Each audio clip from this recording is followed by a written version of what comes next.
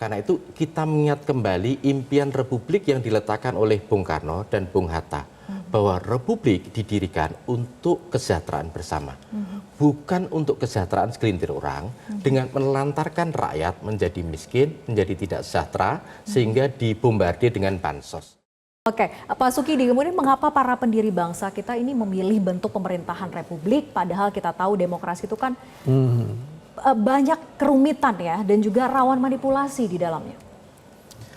Kita harus menyelamatkan republik kita, republik yang diimpikan oleh ibu dan bapak pendiri bangsa. Penyelamatan pertama adalah spirit republik. Spirit republik itu adalah untuk melayani kepentingan publik, bukan untuk melayani kepentingan satu orang, satu keluarga, dan satu golongan. Itu pertama. Yang kedua, penyelamatan kedua adalah menegakkan republik yang demokratis dengan ikatan supremasi hukum.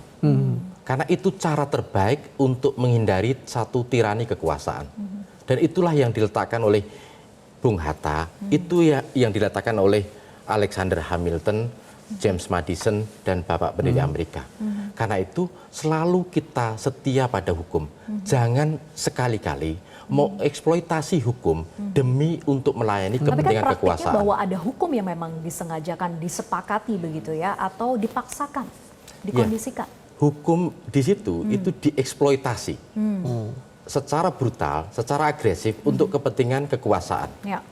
Mestinya ada yang disebut oleh Profesor Levitsky di Harvard, institutional forbearance, kesabaran institusional untuk tidak cawe-cawe terhadap independensi lembaga-lembaga lain. Ya. Karena ini menuntut kesabaran. Dan yang terakhir, spirit untuk menyelamatkan republik ini adalah karena pemilu ini mengajarkan pelajaran terbaik pada kita tentang ketimpangan yang begitu tajam antara kaya dan miskin. Dan ketimpangan itu adalah begitu membahayakan masa depan republik. Karena itu kita mengingat kembali impian republik yang diletakkan oleh Bung Karno dan Bung Hatta. Bahwa republik didirikan untuk kesejahteraan bersama. Bukan untuk kesejahteraan segelintir orang dengan menelantarkan rakyat menjadi miskin, menjadi tidak sejahtera, sehingga dibombardir dengan bansos. Cara terbaik adalah mencerdaskan mereka agar mereka bisa hidup dengan bermartabat. Nah, poin mencerdaskan ini kan tidak mudah begitu ya, harus ada political will-nya.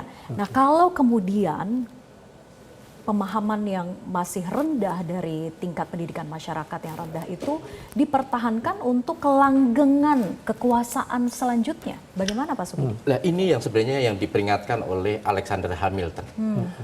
Seorang presiden itu jangan sampai memanfaatkan ketidaktahuan masyarakat untuk kepentingan politiknya. Kenapa? Karena ini membahayakan.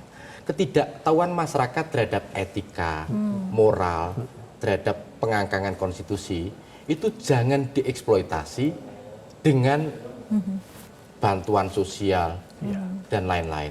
Karena itu cara terbaik adalah mencerdaskan kehidupan bangsa. Hanya saja yang terjadi dalam rentang waktu 10 tahun ini, tidak ada ikhtiar yang berhasil untuk mencerdaskan kehidupan bangsa.